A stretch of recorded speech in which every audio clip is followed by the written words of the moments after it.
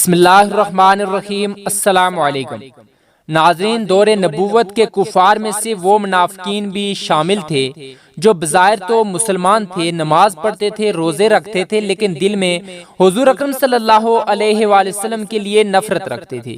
ان کا سردار عبداللہ بن ابی سلول تھا۔ آج کی ویڈیو میں رئیس المنافقین عبداللہ بن ابی کے متعلق بات کریں گے۔ اس نے یہ منافقت کیوں شروع کی اور جب یہ مر گیا تو اس کو حضور اکرم صلی اللہ علیہ وسلم کے قمیض میں کیوں دفن کیا گیا، اس کے ساتھ کچھ دلچسپ معلومات بھی آپ کو ملیں گی۔ ویڈیو کو آخر تک ضرور دیکھیے گا۔ ناظرین، نور نبوت کی کرنیں غار حرا کے منبع نور سے پھوٹی تو اس کا عکس سب سے پہلے مکہ کے معاشرہ پر پڑا، کیونکہ حضور خود صلی اللہ علیہ وسلم مکہ کے ایک مشہور و معروف قبیلہ سے تعلق رکھتے تھے۔ اس طرح اس کے نئے مذہب کا علم مکہ کے سرداروں اور لوگوں کو سب سے پہلے ہوا۔ مکہ میں اس وقت دو قسم کے اشخاص تھے، ایک وہ جو واضح طور پر کافر تھے اور دین اسلام کے کٹر مخالف تھے، دوسرا طبقہ ضعیف مسلمانوں کا تھا جو کٹر مسلمان تھے۔ مکہ میں یہودی اور عیسائی آبادی نہ تھی، بلکہ دین ابراہیمی کی بگڑی ہوئی شکل اور بت پرستی تھی۔ اس کے برعکس مدینہ کا معاشرہ کئی اعتبار سے مکہ سے مختلف تھا۔ پہلا فرق یہ تھا کہ مکہ کی زندگی میں منافق طبقہ موجود نہیں تھا، کھل کر لوگ مسلمان تھے یا کھل کر کافر تھے۔ جب مدینہ میں ایک بڑا طبقہ منافقوں کا پیدا ہو گیا تھا، یہ طبقہ مالدار، مؤثر اور باوقار تھا۔ اس نے اسلام کو اندر سے نقصان پہنچانے کے لیے بڑے بڑے پلان بنائے، حتیٰ کہ حضرت صلی اللہ علیہ وآلہ وسلم کے قتل کا پلان بھی بنایا، مگر چونکہ اللہ تبارک و تعالی آپ کی حیات کا خود محافظ تھا، اس لیے کوئی شخص آپ صلی اللہ علیہ وسلم کے قتل پر قادر نہیں ہو سکتا تھا۔ منافقین مدینہ میں سب سے پہلا اور اہم نام عبداللہ بن ابی بن سلول کا ہے۔ عبداللہ بن ابی بن سلول اپنی دادی کے نام سے معروف تھا۔ اس کی دادی کا نام سلول تھا، وہ ابن سلول کہلاتا تھا۔ جنگ بعث کے بعد اس نے زیادہ اہمیت اختیار کر لی تھی اور اوس و خزرج دونوں نے متفقہ طور پر طے کر لیا تھا کہ عبداللہ بن ابی کو مدینہ کا بادشاہ بنا دیا جائے گا۔ اس کو تاج پہنانے کی ساری تیاریاں بھی کر لی گئی تھیں۔ اس کے درمیان میں نبوت کی شائیں مدینہ پر پڑی اور اسی وقت محمد عربی صلی اللہ علیہ وآلہ وسلم کو مکہ مکرمہ سے ہجرت کر کے بے تاج بادشاہ کے طور پر مدینہ منورہ تشریف لائے تو اہل خانہ اہل مدینہ میں اپنا پہلا منصوبہ ترک کر کے اپنے تمام معاملات کو محمد صلی اللہ علیہ وآلہ وسلم کے سپرد کر دیا گیا۔ اس وجہ سے صورتحال بدل گئی۔ اس صورتحال کی وجہ سے عبداللہ بن ابی کے سینے میں آپ صلی اللہ علیہ وسلم سے ذاتی بغض اور عناد پیدا ہو گیا اور وہ دل ہی دل میں آپ صلی اللہ علیہ وسلم سے جلنے کرنے لگا، کیونکہ اہل مدینہ کے تمام قبائل کی ہمدردیاں شمع رسالت کے ساتھ تھیں، اس لیے وہ ان کی کھلم کھلا مخالفت نہیں کر سکتا تھا۔ چنانچہ اس نے منافقت کی راہ اپنائی۔ خدا کا کرنا خود اس کا بیٹا حضرت عبداللہ رضی اللہ تعالیٰ عنہ مخلص مسلمان ہو گیا اور ان کی بیٹی جمیلہ بھی مسلمان ہو گئی تھی۔ ان کے داماد حنظلہ بن عامر راہب شہید ہوئے اور غسیل ملائکہ کہلائے۔ بہرحال اس نے اپنی تاج پوشی کی تقریب کا انتظار کیا، مگر جب بدر کے موقع پر 2 ہجری میں اسلام کی کھلی فتح ہوئی اور سارے سرداران مکہ قتل کر دیے گئے تو یہود مدینہ بھی ڈر گئے۔ اس وقت خوف کی وجہ سے اور مسلمانوں کی طاقت بڑھ جانے کی وجہ سے ابن سلول مسلمان ہو گیا، لیکن اس کا اسلام ظاہری تھا، اندر سے کافر تھا۔ نہ صرف یہ کہ منافق تھا بلکہ منافقوں کا سردار بن گیا۔ 300 منافقین مرد اور 70 عورتیں منافقات ان کی قیادت میں تھیں۔ یہ لوگ مسلمان کے اندر اپنا اثر رکھتے تھے اور مسلمان کہلاتے تھے، روز نماز ادا کرتے، مگر ظاہر میں اندر اندر سے اسلام کے خلاف سازش میں مشغول تھے۔ کوئی موقع سازش کا اور مسلمانوں کو نقصان پہنچانے کا اپنے ہاتھ سے جانے نہیں دیتے تھے، اس لیے ان سے نمٹنا آسان نہ تھا۔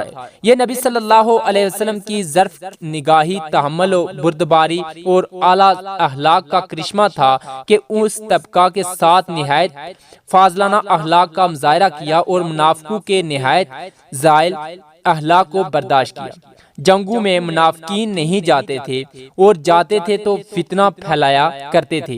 عبداللہ بن سلول بھی عام طور سے غزوات میں شریک نہیں ہوتے تھے۔ ان کی مدینہ میں عظمت اور قبیلہ خزرج میں اہمیت بہت زیادہ تھی۔ حضرت صلی اللہ علیہ وسلم بھی ان کی عزت کرتے تھے۔ حضرجی صحابہ حضور صلی اللہ علیہ وسلم سے فرمایا کہ یا رسول اللہ صلی اللہ علیہ وسلم اس پر رحم کیجئے، اس لیے کہ یہ تصور رکھتے ہیں کہ مدینہ میں آپ صلی اللہ علیہ وسلم کی آمد سے ان کی بادشاہت چلی گئی، اس لیے حضور صلی اللہ علیہ وسلم بھی ان کی دل دہی کیا کرتے تھے، ورنہ اندیشہ تھا کہ ان کے قتل اور سخت سزا سے اسلام کا اتحاد ختم ہو جائے گا۔ یہی وجہ ہے کہ ان کو کبھی کوئی سزا نہیں دی گئی۔ غزوہ بنی مستلق میں عبداللہ بن ابی بن سلول شریک تھے۔ پانی کے لیے ایک انصاری صحابی اور مہاجر صحابی میں جھگڑا ہوا۔ انصار نے کہا اے انصاریوں ڈرو، اور مہاجر نے کہا اے مہاجرین ڈرو۔ اللہ تعالیٰ نے یہ اپنے رسول صلی اللہ علیہ وسلم کو بھی سنایا۔ نبی کریم صلی اللہ علیہ وسلم نے دریافت کیا اور فرمایا کیا بات ہے؟ لوگوں نے بتایا کہ ایک مہاجر نے ایک انصاری کو مار دیا۔ اس پر انصاری نے کہا کہ اے انصاریوں ڈرو، اور مہاجر نے کہا کہ اے مہاجرین ڈرو۔ نبی کریم صلی اللہ علیہ وسلم نے فرمایا اس طرح پکارنا چھوڑ دو، یہ نہایت گندی اور ناپاک باتیں ہیں۔ منافقین کا سردار عبداللہ بن ابی سلول کو بولنے کا موقع مل گیا اور کہا گیا کہ کیا یہ لوگ یعنی مہاجرین ہم پر حاکم ہوں گے؟ خدا کی قسم مدینہ پہنچ کر عزت والا ذلت والے کو نکال کر باہر کر دے گا۔ قرآن مجید میں یہ الفاظ آئے ہیں جس کا مفہوم کچھ یوں ہے کہ وہ کہتے ہیں کہ قسم ہے اگر ہم مدینہ کی طرف لوٹ کر گئے تو ضرور جو بڑی عزت والا ہے وہ اس میں سے نہایت ذلت والے کو نکال دے گا، حالانکہ عزت تو اللہ اور اس کے رسول مسلمانوں ہی کے لیے ہے، مگر منافقوں کو یہ معلوم نہیں۔ جب حضور صلی اللہ علیہ وآلہ وسلم کو اس کی خبر ہوئی تو عمر بن خطاب رضی اللہ تعالیٰ عنہ نے کہا یا رسول اللہ صلی اللہ علیہ وسلم اجازت ہو تو اس منافق کی گردن اڑا دوں، تو نبی کریم صلی اللہ علیہ وسلم نے فرمایا کہ نہیں، کیونکہ لوگ حقیقت کو حال کو نہیں سمجھتے، یوں کہیں گے کہ محمد صلی اللہ علیہ وسلم اپنے ساتھیوں کو قتل کرانے لگے۔ عبداللہ بن ابی کا بیٹا عبداللہ مخلص مسلمان سچے عاشق رسول تھے۔ اس نے جب اپنے باپ کے اس قول کے بارے میں سنا تو اپنے باپ پر اشراف مدینہ کے روبرو تلوار کھینچ لی۔ چنانچہ جب جنگ سے واپسی کے وقت مدینہ منورہ سے باہر تلوار کھینچ کر کھڑے ہو گئے اور باپ سے کہنے لگے کہ اس وقت تک مدینہ میں داخل ہونے نہیں دوں گا جب تک اس کا اقرار نہ کرے کہ تو ذلیل ہے اور محمد مصطفیٰ صلی اللہ علیہ وسلم عزیز ہیں۔ اس کو بڑا تعجب ہوا کیونکہ یہ ہمیشہ سے باپ کے ساتھ نیکی کا برتاؤ کرنے والے تھے، مگر حضور اقدس صلی اللہ علیہ وسلم کے مقابلے میں باپ کی کوئی عزت و محبت دل میں نہ رہی۔ آخر اس نے مجبور ہو کر اقرار کیا کہ واللہ میں ذلیل ہوں اور محمد مصطفیٰ صلی اللہ علیہ وسلم عزیز ہیں۔ اس کے بعد مدینہ میں داخل ہو سکا۔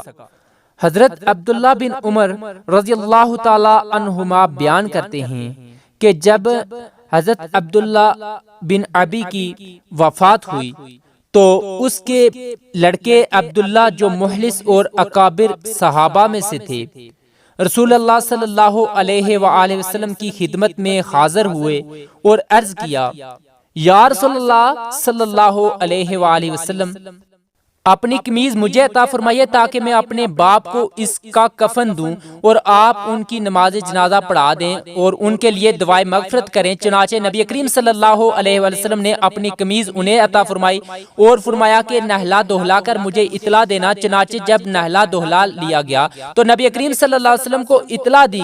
نبی کریم صلی اللہ علیہ وسلم تشریف لائے تاکہ اس کی نماز جنازہ پڑھائیں۔ حضرت اسماعیل بن عیاش کہتے ہیں کہ میں نے حضرت عمر رضی اللہ تعالیٰ عنہ کو فرماتے ہوئے سنا ہے کہ جب عبداللہ بن ابی بن سلول فوت ہوا تو رسول اللہ صلی اللہ علیہ وسلم کو نماز جنازہ کے لیے بلایا گیا، تو جب آپ اس کا جنازہ پڑھانے کے لیے ارادہ سے کھڑے ہوئے تو میں مڑا اور عرض کیا، یا رسول اللہ صلی اللہ علیہ وسلم، آپ اللہ کے دشمن ابی بن سلول کا جنازہ پڑھائیں گے جو فلاں دن میں فلاں فلاں بات کہنے والا تھا؟